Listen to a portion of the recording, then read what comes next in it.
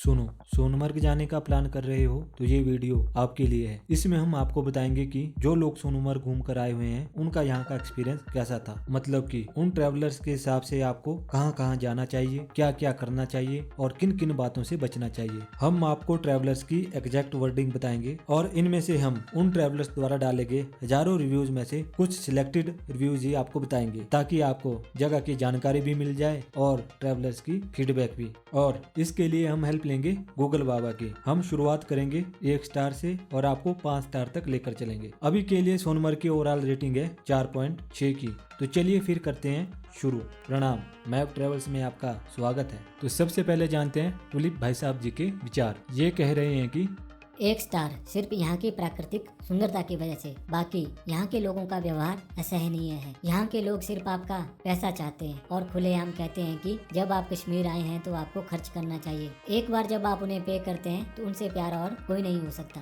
आपको घोड़े वाले, फोटोग्राफर और स्लेज वाले तब तक अकेला नहीं छोड़ेंगे जब तक कि आप उनसे उनकी सर्विस ले नहीं लेते। ये बहुत बेहुदा है और इससे छुट्टियों का मूड खराब हो जाता है। यहाँ फोटोग्राफर और सेल्समैन को 3 में से 1 दिन ही काम करने को मिलता है। शायद वे इसलिए ही इस तरह का व्यवहार कर रहे हैं। कश्मीर का लगभग 8 दिन का अधिकतम टूर पैकेज ठीक है, पर आरामदायक तो बिल्कुल भी नहीं। इसके अलावा यहाँ के लोकल साइट सीन के लिए लोकल कैब ही हायर करनी होती है। यदि आप श्रीनगर से सोनमर्ग के लिए कार लेते हैं तो यह खड़ी रहती है और लोकल साइट सीन के लिए सोनमर्ग से ही कार किराए पर लेनी होगी। यह टैक्सी यूनियनों द्वारा रचा गया ड्रामा है, पर चालक इसका दोष राज्यपाल पर डालते हैं। सोनमर्ग पूरी तरह से पैसे की बर्बादी है अगर आपने पहलगाम घुमा हुआ है, जिसकी कीमत सोनमर्ग से 4-5 गुना कम है और वहाँ के स्थानीय लोगों का व्यवहार और नेचर भी अच्छा है।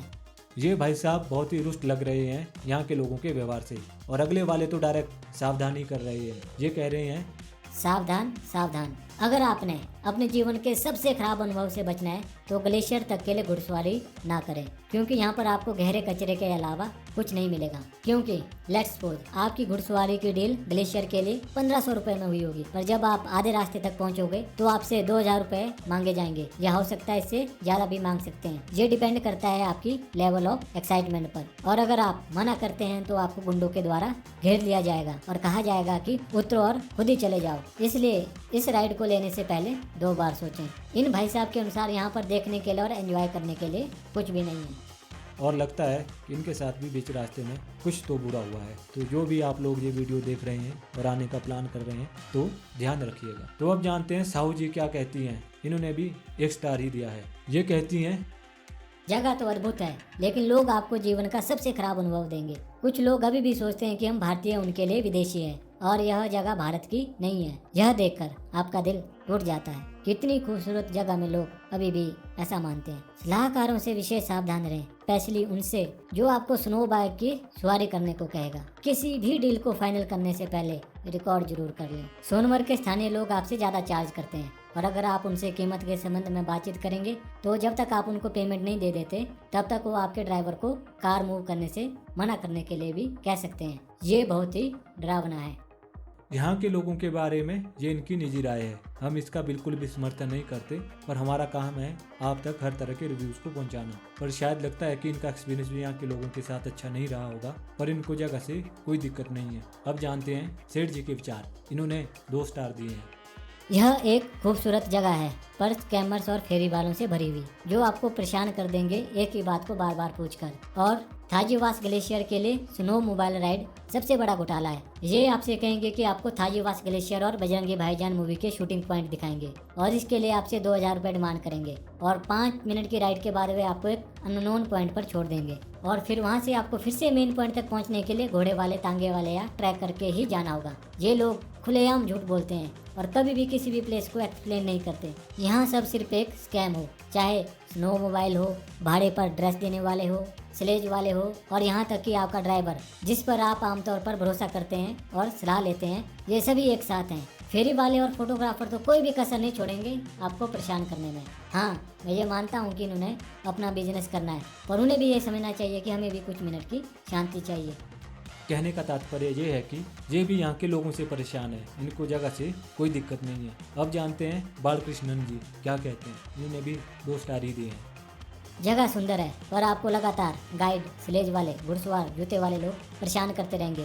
एक पल भी शांति का नसीब नहीं होगा।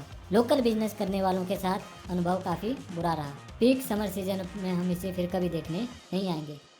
इनके हिसाब से इनको बाकी के लोगों की तरह यहाँ के लोकल लोगों से दिक्कत है, और दूसरा वो यहाँ पर फिर जाना चाहेंगे पर ऑफ सीजन के दौरान। अब जानते हैं बल्गी जी के विचार। इन्होंने 3 स्टार दिए हैं और कहते हैं, मैं यहाँ अप्रैल में गया था। आसपास देखने के लिए ज़्यादा कुछ नहीं था। यदि आपकी यात्रा कार्यक्रम में गुलमर्ग है तो आप सोनमर्ग को पूरी तरह से स्किप कर सकते हैं, क्योंकि ये पूरी तरह से ऊपर नहीं था। इसलिए हम 0 पॉइंट जो जिला पास तक नहीं पहुंच पाए, और जिस पॉइंट तक हम पहुंचे वहां पर भी पहाड़ों वाली मैगी के अलावा शायद ही कुछ करने को था, और उसके आधे पैकेट को भी ये लोग क्रेजी प्राइस पर बेच रहे थे। और उस पर लोकल टैक्सी ऑपरेटर ने सोनमर्ग की हमारी यात्रा को और भी बदतर बना दिया, क्योंकि उन्होंने हमसे बमुश्किल 1 किलोमीटर के बहुत ज़्यादा पैसे चार्ज किए। इनके हिसाब से दिक्कत ये थी कि स्नोफॉल की वजह से बहुत सारी जगह जो आसपास घूमने वाली है वो बंद थी, और ये उनको एक्सेस नहीं कर पाए। और दूसरी वाली तो कॉमन ही है यहाँ पर बिजनेस करने वाले लोगों से। अब जानते हैं मलिक जी के विचार। इन्होंने 4 स्टार दिए हैं।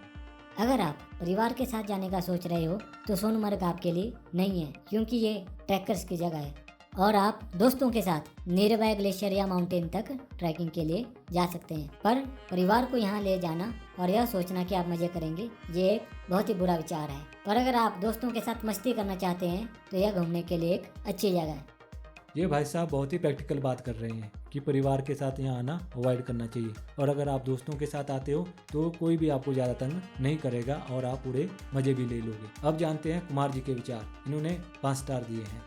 कश्मीर धरती का स्वर्ग है, बिल्कुल सच। सोनमर्ग कश्मीर में घूमने की सबसे अच्छी जगहों में से एक है। कश्मीर से सोनमर्ग का रोड भी बहुत खूबसूरत है, और अगर आप सोनमर्ग जा रहे हैं तो कुछ बातों का ध्यान रखें। अगर आप यंग और फिट हैं तो आपको घोड़ा या कैब लेने की जरूरत नहीं है, बस पहाड़ पर चढ़ें, आपको ये पसंद आएगा। लोकल आपको बताएंगे कि हम आपको ग्लेशियर और 100 अन्य प्लेसेस दिखाएंगे, लेकिन आप खुद भी उन सबको देख सकते हैं। अगर ताज़ा हिमपात होता है तभी आपको गमबूट की आवश्यकता होगी, अन्यथा आप अपने सामान्य स्पोर्ट्स शू के साथ भी हाइकिंग कर सकते हैं। किसी भी जैकेट या ड्रेस को किराए पर लेने की कोई ज़रूरत नहीं है। अगर आप खुद से हाइक करने की योजना बना रहे हैं तो 10 से 11 बजे तक सोनमर्ग पहुंच जाएं, ताकि आपको इसको एक्सप्लोर करने का पर्याप्त समय मिल सके।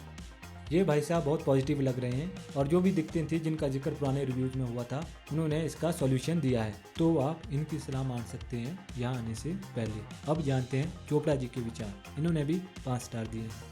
यह मेरे लिए एक सपने के सच होने जैसा था, क्योंकि मैं बचपन से बर्फ देखना और महसूस करना चाहता था, और अब यह एक वास्तविकता है। यहाँ से जाने के लिए स्लेज का इस्तेमाल मत करो, ये बहुत ही बेकार है, क्योंकि पैसे देने के बावजूद आपको बहुत चलना पड़ेगा, इसलिए ये बिल्कुल भी रेकमेंडेड नहीं है। आपको 400 रुपये के हिसाब से कपड़े और जूते किराए पर मिल जाएंगे, और आपको यहाँ पर पैदल या बाइक के थ्रू जाना चाहिए, ये एक अच्छा विकल्प है। और बाइक से जाने के आपके लगेंगे लगभग 2000 रुपये। ऊपर से नीचे आने के लिए आपको 100 रुपये में एक स्लेज मिल जाएगा, और एक अच्छा एक्सपीरियंस भी हो जाएगा।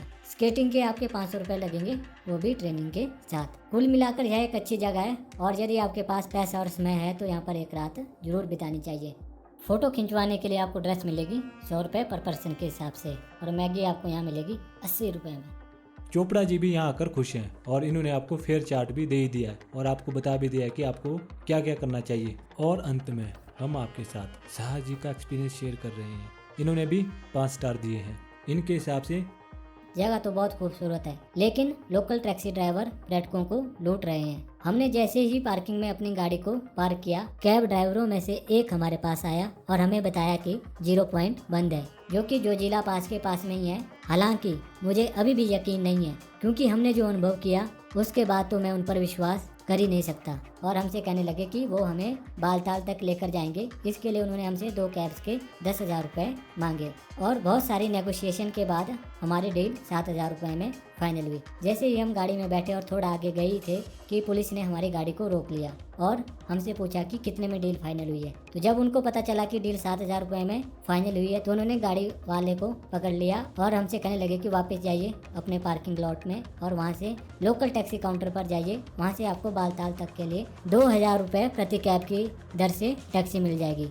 पुलिस के कहने पर ड्राइवर हमें छोड़ने आया, लेकिन आधे रास्ते तक, और बीच रास्ते पर ही हमसे उसने उतर जाने के लिए कहा और हम पर दबाव बनाने लगा कि हम उनके साथ ही बालताल तक 2,000 पर कैब के हिसाब से जाएं। पर हम उनको मना कर दिया, लेकिन वो फिर भी हम पर बार बार दबाव बना रहे थे और हमसे कहने लगे कि जो जूते हमने पार्किंग लॉट से लिए थे उनको हम उन्हें वापस कर दें। पर हमने उनको बिल्कुल ही मना कर दिया और कहा कि अब हम उनके साथ नहीं जाएंगे, पर वो हमें फिर भी बार बार फोर्स करते रहे। पर अंत में फिर वो कुछ समय बाद चले गए। उसके बाद हम खुद ही अपनी पर्सनल व्हीकल से टैक्सी काउंटर तक पहुंचे और हमने वहां से बालटाल के लिए 2000 रुपये पर कैब के हिसाब से फिर टैक्सी हायर की। हमें ये मालूम नहीं था कि यहाँ पर एक्चुअल टैक्सी काउंटर भी है। गनीमत रही कि पुलिस की वजह से हम बच गए। तो दोस्तों, अगर कश्मीर घूमने जा रहे हो तो ज़्यादा चिंता ना करें। अगर आपको लगे कि आपके साथ अन्याय हो रहा है तो लोकल पुलिस या एडमिनिस्ट्रेशन के पास जाकर कंप्लेंट जरूर करें। हो सकता है कि आपका अनुभव भी बुरे से अच्छा हो जाए, जैसा कि साहा जी के साथ हुआ। तो इस वीडियो में हमने प्रयास किया कि आप तक हम हर तरह के ट्रैवलर्स का रिव्यू पहुंचाएं, पर फिर भी कुछ ना कुछ कमी तो जरूर रही होगी। पर हम ये मान के चलते हैं कि आपको कुछ ना कुछ इस वीडियो से जरूर सीखने को मिला होगा। एटलीस्ट सोनमर्ग में आपके साथ क्या हो सकता है, आपको उसका तो एक आइडिया जरूर लग ही गया होगा। तो दोस्तों, हमने एक अलग वीडियो भी की है जिसमें हमने आपको बताया कि कश्मीर टूर पैकेज के बारे में कि आप बिना किसी ट्रैवल एजेंट की मदद से कैसे कर सकते हैं। उसका लिंक आपको नीचे डिस्क्रिप्शन में भी मिल जाएगा और ऊपर आई कार्ड में भी। बाकी इस वीडियो को लाइक और शेयर जरूर करें और हमारे चैनल को भी सब्सक्राइब जरूर करें, क्योंकि हम आपसे ये एक्सपेक्ट तो कर ही सकते हैं, क्योंकि आप अंत तक हमारे साथ बने हुए हैं। और अगर आपके मन में कोई डाउट हो तो हमसे कमेंट सेक्शन में या हमारे वेबसाइट के थ्रू भी पूछ सकते हो। हमसे कॉन्टैक्ट का लिंक आपको डिस्क्रिप्शन में मिल जाएगा। इस वीडियो को देखने के लिए बहुत बहुत धन्यवाद।